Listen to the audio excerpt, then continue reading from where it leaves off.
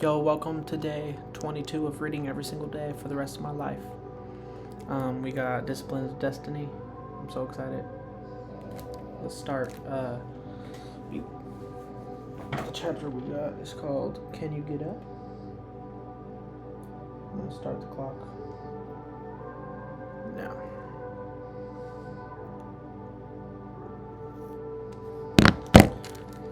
Can you get back up? In 1959, Floyd Patterson put his title on the line to fight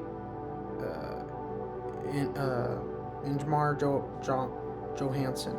Although he trained hard for the fight, there was something missing in Patterson's camp as the day approached. Maybe it was hunger, maybe it was commitment. Patterson was bored, he was impatient, he was overconfident. And when he got into the ring, it showed. I'm pretty sure I read this before, so I'm gonna skip. The battle against pain. John F. Kennedy may have been born handsome and rich, but he was not dealt a good hand by the gods.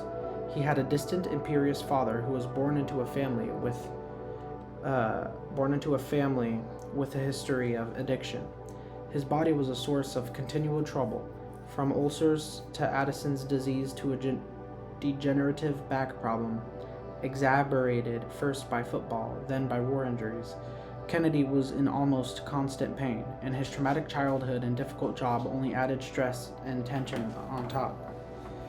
This was not his fault. Beyond frustration, it was excruciating. He must have lain there in bed some mornings, or other times on the floor, when he had fallen, and wondered if it was worth getting up. Yet one cannot help but read Kennedy's medical history and be terrified at the lengths he was willing to go for relief. As president, he took corticosteroids, procaine, Lamotil, testosterone, parajoic, phenobarbital, penicillin, amphetamines, and anything else he could get his hands on. He once told the British Prime Minister that if he didn't have sex constantly, he'd get migraines. When one doctor saw the injectable cocktail of amphetamines and painkillers Kennedy was taking, he tried to intervene. I don't care if it's horse piss, Kennedy replied. It works. Did it? Because Kennedy constantly needed more and more and more. He doctor shopped, allowing a parade of shady practitioners into his life in the Oval Office, despite the warnings from people who knew better. Inevitably, the medications took their toll on Kennedy. He was still in pain. He became depressed. He felt like he was trying to think through a fog, but instead of wearing himself off, he doubled down, getting a prescription for Stelazine, an incredibly strong and antipsychotic. History rightly celebrates Kennedy for his calm, wise temperance in the tense 13 days of the Cuban Missile Crisis. But a closer inspection shows us the daily danger his medical recklessness placed upon millions and millions of people. No president with his finger on the red button has any business talking stuff like that. A doctor warned him when he heard about the Stelazine, threatening to go to the press if Kennedy didn't stop taking it immediately. That's the one thing about both pain and pleasure. They're felt in the body, but they affect the mind and the mood, our temperament, which is something we must protect always. And there is acceptable drugs and treatments out there? Are there acceptable drugs and treatments out there? Of course. No one should think that getting help for depression or chronic pain is somehow contrary to the principles of temperance. Epictetus suffered all his life from a leg twisted and broken by torture. If there had been a safe way to moderate this pain, he'd have been stupid not to explore it, and we will find ourselves in positions like that. We'll have accidents, our bodies will age, our hearts will be broken. The problem is that Kennedy hoped a magic pill or pills would make his problems go away. He used sex and medicine as an escape, not as a tool. The pain wasn't his fault, but the bad decisions he made to get rid of it were. In fact, the one treatment that actually did something about his back pain was quite simple. The doctor who objected to Kennedy's drug use found that the president could not do a single sit-up. You will be a cripple soon if you don't start exercising. He explained to Kennedy, 5 days a week, and you need to start now, with stretching and breathing exercises, weights, and then calisthenics. Kennedy regained much of his mobility. The pain levels dropped to something more manageable. I wish I could have known for 10 years, Kennedy told the doctor. He looked like he'd even be able to stop using his back brace. The one thing he was wearing when he was assassinated, which made him particularly fixed target. While not every problem can be solved by the fresh air and exercise, we must be very suspicious of anyone who tells us they can make our pain disappear without real work. Dr. Feelgoods, as one of Kennedy's doctors was called, are like sirens of Greek myth. Their song is sweet, but often deadly. Yet generation after generation ignores this fact. Today, without irony, people in considerably less pain, physically at least, have popularized the phrase doing the work to describe their use of all sorts of experimental psychedelic drugs to address their spiritual or mental malice. They say that this even as a fentanyl epidemic ravages and kills those around them. As the world staggers from the consequences of an opioid crisis, medicine is not something to be played with. Medicine is not something to play with. Pope John Paul II was right to remind us that part of temperance is about avoiding the impulse to deprive ourselves of consciousness by the use of drugs. Our rational faculties as well as our bodies can torture us, but they are often also a gift. We ought not to dull their power or mess unnecessarily with our chemistry. Doing the work? The work is getting through life sober. Go on a trip? Go to therapy. Struggle with it? Heal a little bit each day. Get a little better each day.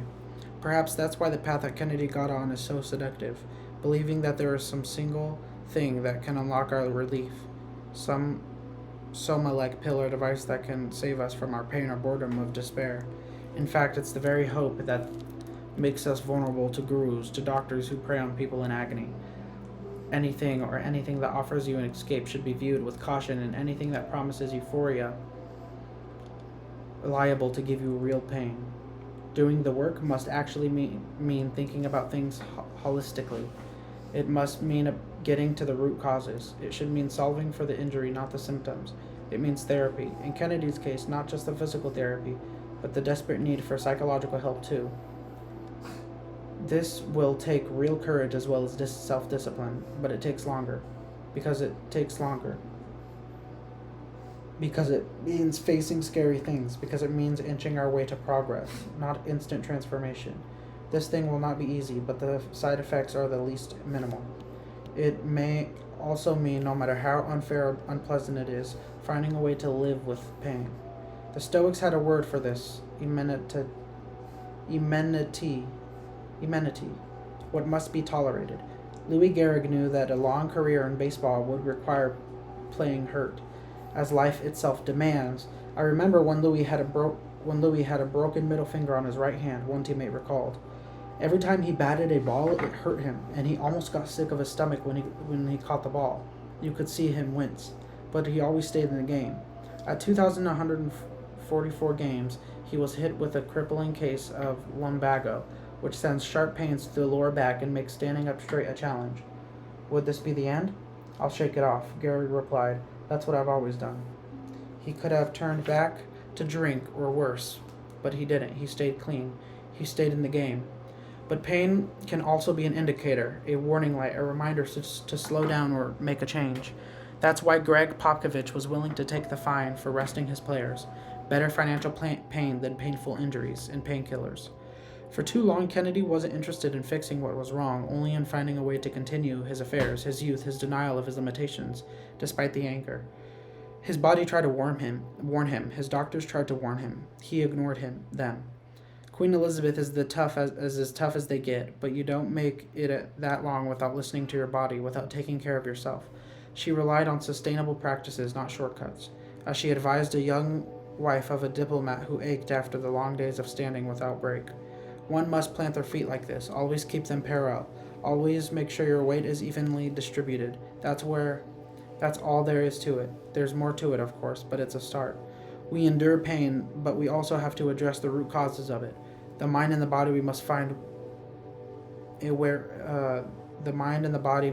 to work together, temperately, moderately, soberly. The battle against pleasure. Epicurus was supposedly a pleasure-addicted hedonist. The inscription above the man's garden does lend itself to the impression. Stranger, here you will do well to tarry. It said, "Our highest good is pleasure. The caretaker of that abode is kindly host, will be ready for you. He will welcome you with bread, and serve you water also in abundance," with these words, "Have you not also been well entertained? The garden does not whet your appetite, but quenches it." What kind of pleasure was he promising? Food, sex, drink, debauchery?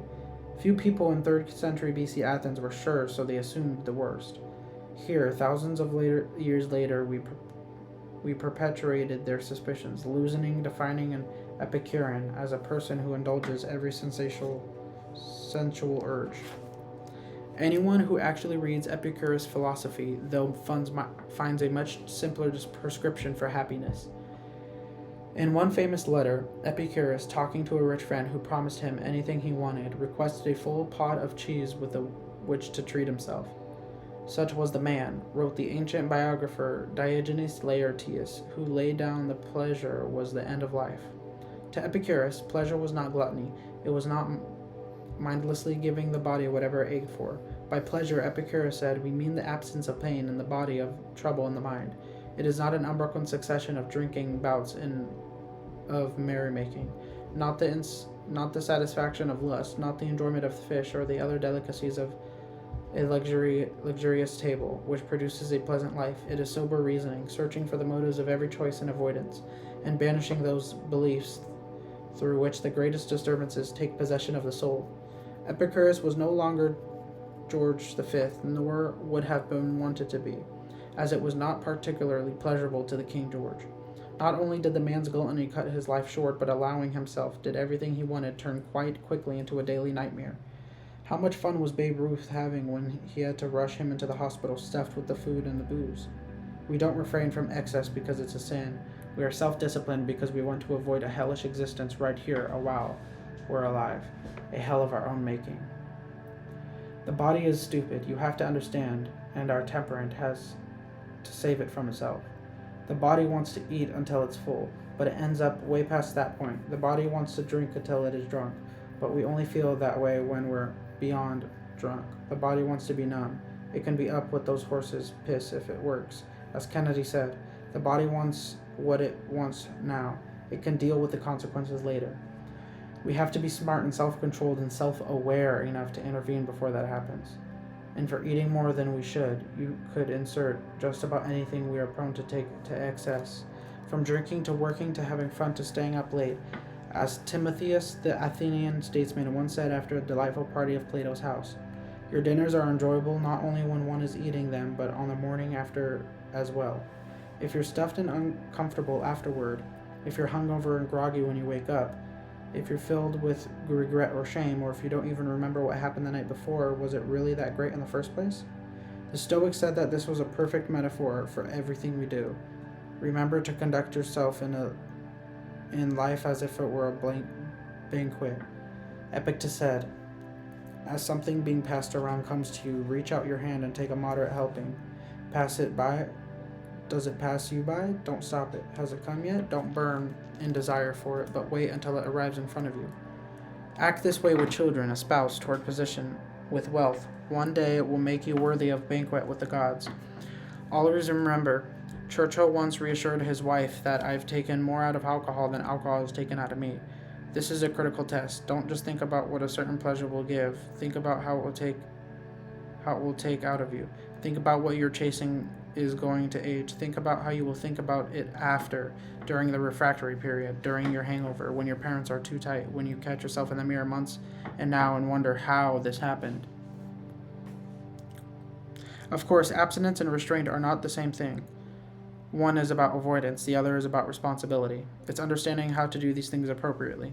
For your body, for your genetics, for your lifestyle. Temperance, C.S. Lewis reminded us, is about going to the right length and no further. As Musonius Rufus reminded us, by the standard of pleasure, nothing is more pleasant than self-control in nothing themselves, and nothing is more painful than lack of self-control. Nobody who has given themselves over to excess is having a good time. No one enslaved to their appetites is free. Of course, for some people and some things, their appropriate amount is none. See Quit Being a Slave. The ability to rise from the table before the point of hating yourself, before the meat sweats or the carb coma, this takes strength. So does nursing one drink through dinner instead of going back for more, stopping only at the signs of impairment.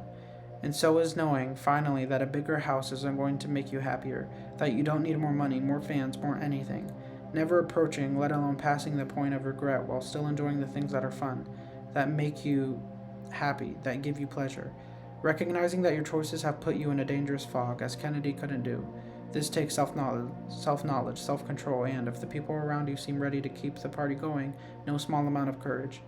Discipline is not punishment, it's a way to avoid punishment. We do not because we love ourselves, we value ourselves in what we do, and we find, conveniently enough, that it also heightens our enjoyment of things as well. Indeed, the person content with less who can enjoy a small pot of cheese as if the person were culinary bounty is much more easily satisfied and much more better able to find good in all situations. Seek yourself, not distraction. Be happy, not hedonistic. Let the mind rule, not the body. Conquer pleasure. Make yourself superior to pain.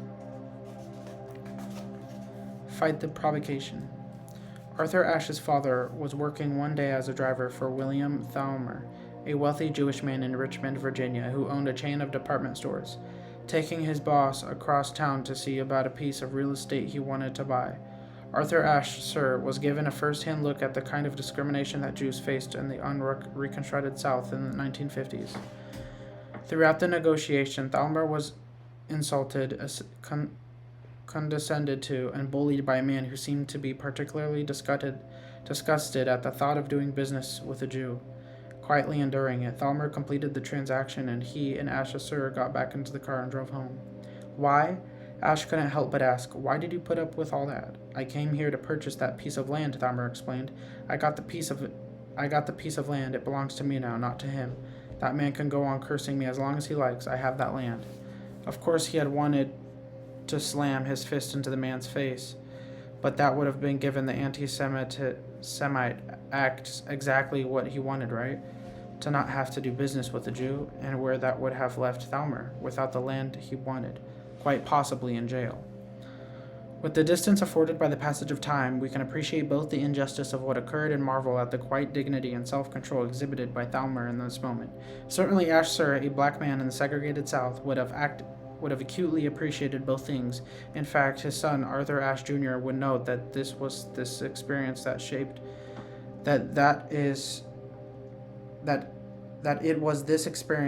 his father as a provider and inspired him during segregation to avoid pragmatic as well as patient and self-contained. Ashe Sir didn't care what people said about him or did to him. What mattered was supporting his family and setting his two sons up for success in a world that seemed very much intent on them not being successful.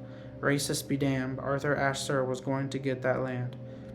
Obviously, it would be wonderful if this didn't have to happen. It would, if no one was ever subjected to slurs or discrimination, if everyone were kind to us, if everyone were deprived, judged, assaulted, or treated shabbily, but that is not life. There is a story about Cato the Younger, the great-grandson of the frugal Roman Cato the Elder, who was visiting the baths of the frugal Roman Cato the Elder. He was visiting the baths in Rome one day when he was bumped and then struck into one of those random encounters that seem to combust into a full-on fight when you come across somebody who was just having a bad day. But once the scaffold had broken up and the Cato could collect himself, he simply refused to accept an apology from the offender. Though not in the way one might expect. "I don't even remember being hit," he said. Beyond refusing the apology, he declined to carry a grudge too. James Peck, one of the only white freedom writers, would note several times now his refusal to retaliate would stun his attacks in a momentary lull, and one might imagine a terrifying moment of self-reflection. Why isn't this person consumed with hatred like I am?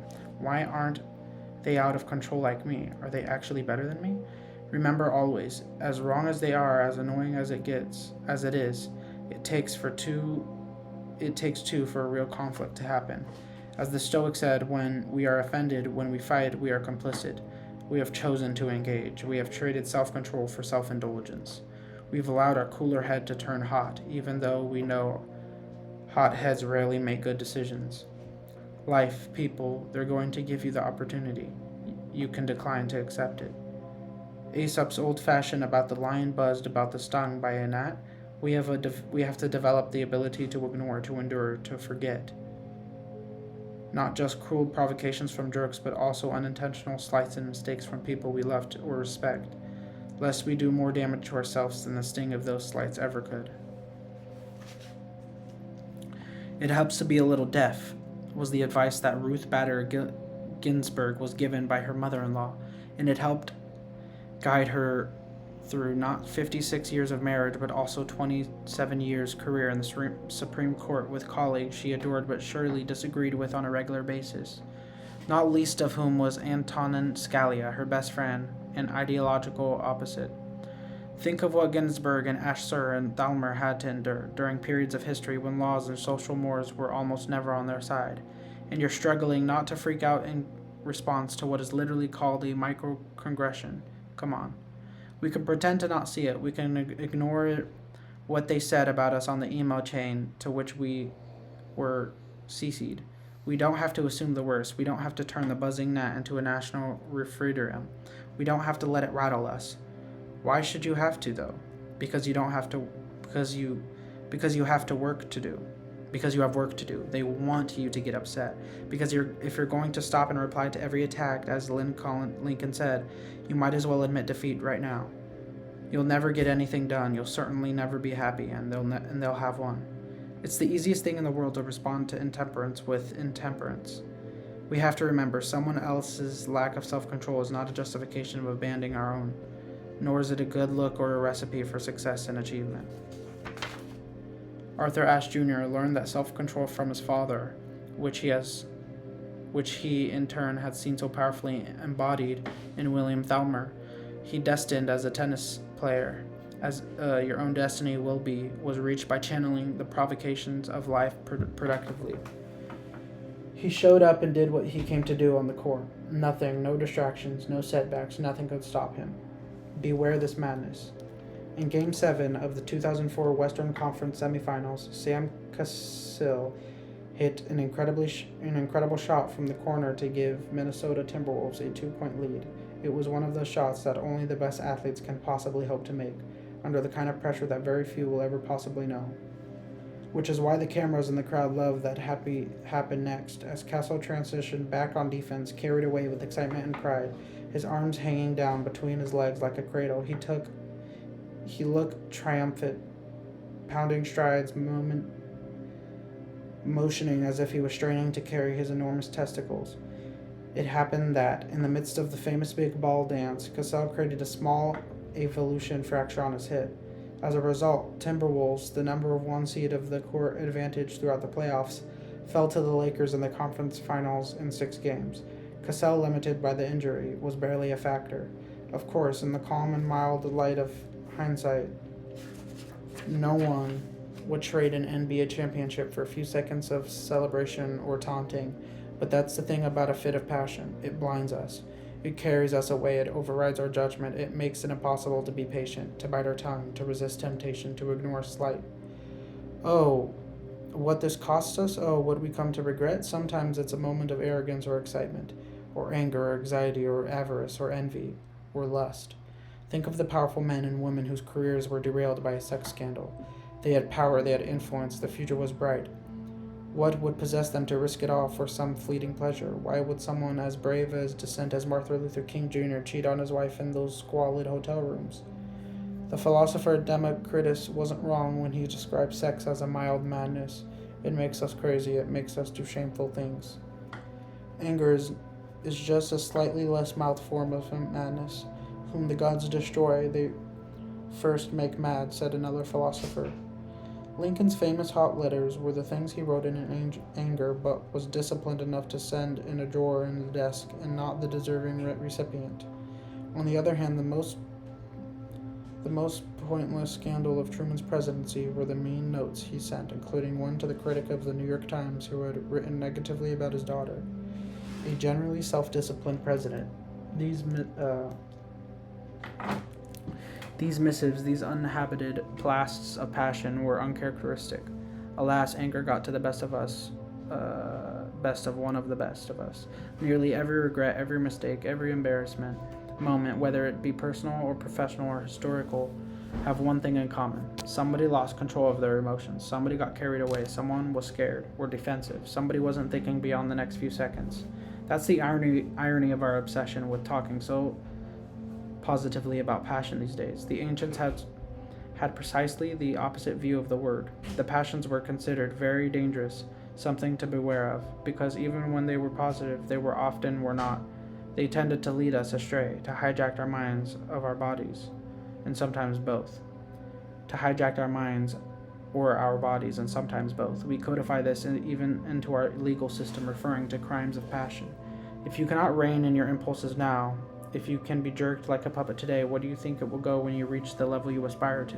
When you have power, when you have people willing to make excuses for you, when you have resources. And two, when the margin for error is also much smaller. Drinking is the dwindling word of passion. St. Ambrosi pointed out, a lack of self-discipline when it comes to drugs and alcohol makes it hard to be self-disciplined with our emotions or decisions. People who are doing less important things than you can will get away with not being in control. You can't. You can't afford a moment of ego or excitement costing yourself and your teammates a championship. You can't afford for an impulse decision to undermine your training. You can't afford to let passion block out the calm and mild light. Maybe other people can, not you. Does that mean you never get to be spontaneous or let out your emotions? Of course not. Love and be loved. Feel the passion. The idea is to stop yourself from saying something cool to the person you love when you're upset, or betray the trust of the person you love because of a few seconds of temptation. You can get angry. The important thing is not to do anything out of anger. And for anger, we plug in so many of the emotions we feel passionately in the moment. John Wooden tried to keep the passion of his team to minimum. He found it to be unsustainable and a dangerous fuel. I wanted them bristling with intensity, finally focused and in control of themselves, he said. When these attitudes are combined with talent and good teaching, you may find yourself leading a team competing or prevailing at the highest levels. This will not occur if you are a slave to passion. All of the bad habits to quit, passion is the hardest one, because it happens in bursts, because it's such powerful and combustible fuel, because before we even recognize we're in the sway of it, the damage is done. We can have passion, but no one can afford to be a slave to it. The key is to slow things down, think things through. Try not to be driven by forces you don't understand or control. Just as an addict looks for the warning signs of a craving, we must look for insertion points for our self-discipline before we get carried away. Whether it's anxiety or aggression, lust for a person or a thing, a celebration or an overwhelming uncertainty, we must step in and pull the emergency brake before the urge to act on those emotions pick up so much steam that it crashes us into a wall. Always take the exit ramp when it presents itself. There's a story about Queen Elizabeth who, after a long day of travel with her late husband, Prince Philip, found him worked up in an argument. The Queen, saving him from himself, caught her husband's attention and pointed out the display in front of them. "Look at the pottery," she said calmly and slowly, shaken out of his fit. Philip stopped and looked, bringing himself back to a state of royal dignity. Later, a politician who had overheard the exchange would walk over to the scene where it had occurred. He was only half surprised to find there had never been any pottery at all. When you plan a thing that wrong, as the famous Mr. Rogers lyric goes, you must stop and do something else instead. When you see someone about to give themselves over to fit of passion, see if you can't help them redirect that energy. Because we're in charge. Our training, our teaching, our talent, our good temperament. They are our guide. They take the lead, not our passions, the monetary mild or not so mild madness. Silence is strength. It's so easy to marvel at the courage of the Spartans that we often miss out their own feats of strength. Told that Xerxes' arrows would blow out the sun, Leonidas replied, "Then we shall fight in the shade." Told by another conqueror that if his armies breached their walls, he'd slaughter every single soldier, the Spartans replied with one word: if. Obviously, these retorts, made in the face of death, took real cohesions. It's also unquestionable that the Spartans' laconic style, which is named after them, is part and parcel of the culture of self-discipline. They never used two words where one would do. They never said more than was necessary, never shot off at the mouth, never overshared, never droned or in bloviated. As Archimedes once explained at a Spartan dinner, an expert on speaking also knows not what to do. The Spartans kept their tongues in check, even when it meant that some people might think less of them. In a big argument, one Spartan listened but said nothing. "Are you stupid?" someone asked. "Well, certainly a stupid person wouldn't be able to keep it quiet," he replied, as if one famous Spartan was said that it was impossible to find a man who knew more but spoke less. Robert Greene puts it perfectly. Powerful people impress and intimidate by saying less. The irony, of course, is that with the power comes license to say whatever you want, whenever you want, to whomever you want. And yet, it is the discipline to not do these things that creates the presence that powerful people enjoy. It isn't easy to do, especially today. Hey! Looks like 30 minutes is up. We are at page 166, day 22. See you guys in day 23.